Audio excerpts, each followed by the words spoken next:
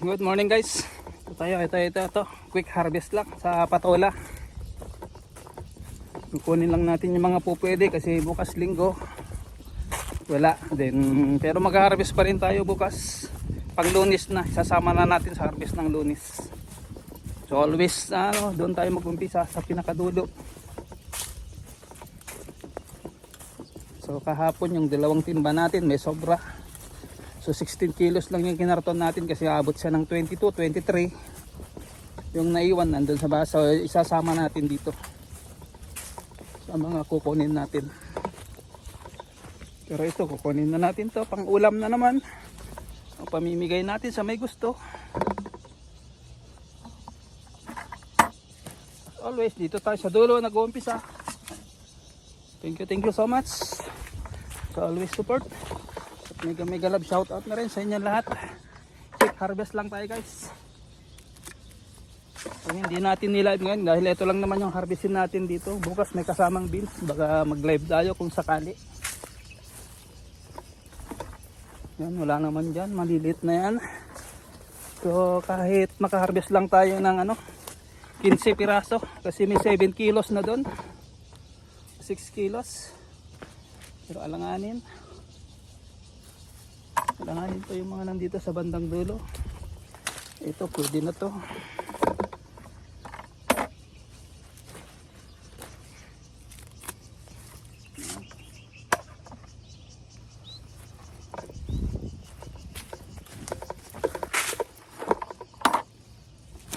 At ayan guys, maulap na naman. At salamat kahapon sa mga nag-support sa live ko na inabot tayo ng ulan pero natapos ko guys yung kahapon. And ito tanggalin natin to. Yan. Pagbato natin doon sa irigasyon. Hindi mabot, tumama sa bato natin doon sa irigasyon. Yan.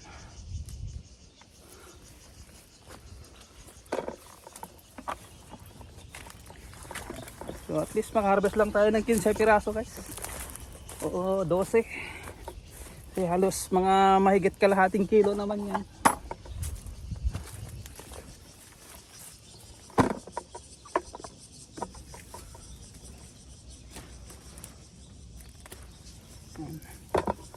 So 4 na. Pandagdag lang natin dun sa 7 kilos na nasa bahay. Para may karton na natin.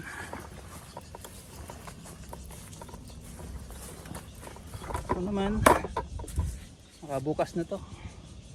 Bukas na yan dahil di pa naman natin naubos yung mayroon pa naman isa dito. Yung mahaba bukas naman. Kasi kahapon yung medyo maiksi ang kinuha natin. Okay, ito guys, tanggalin natin to. Ayan guys, dilaw nakagat yan.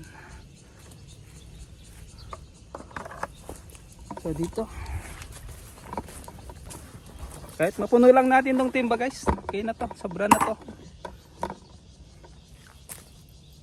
Basta abot lang siya ng 15 kilos pwede na. Wag lang mababa sa 15, 15, 16 ganun lang, 20, 21 ganun.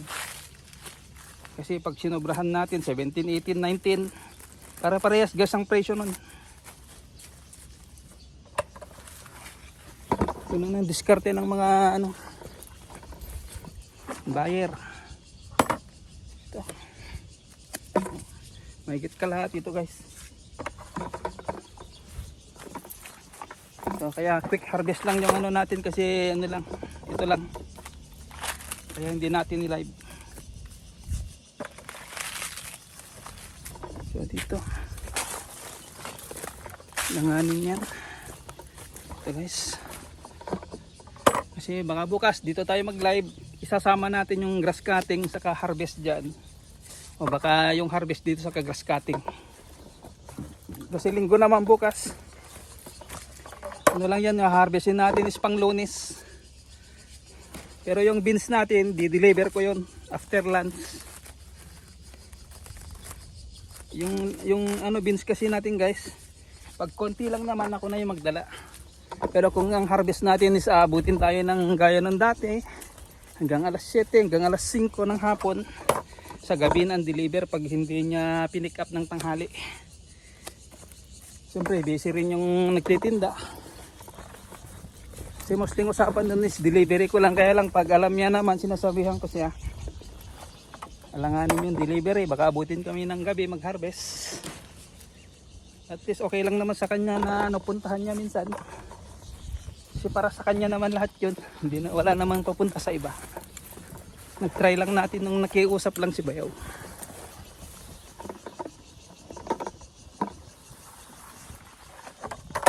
Ayan guys, marami na namang sanga.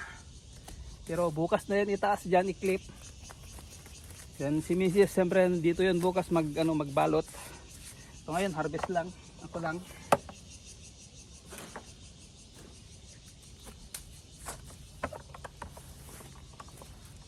Wala na doon.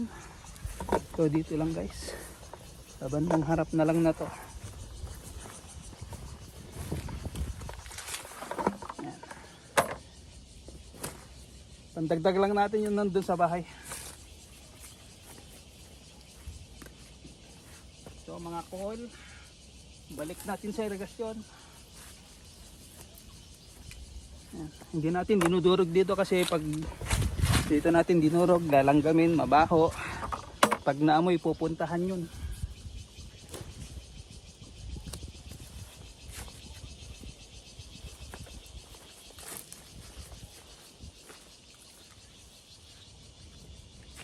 Tapos ang wala na. Yun, dalawa lang dyan sa bandang harap. So ito lang guys, yung dalawa rito. Then, okay na ang harvest natin ng patola. Ayan o. O diba?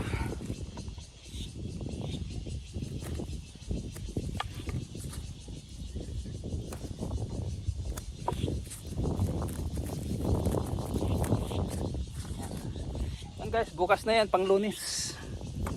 Kailangan kasi everyday yung harvest. So ito yung harvest natin. Dala ko na rin guys yung pambalot, pero bukas na tayo magbabalot. Mag-harvest lang ngayon.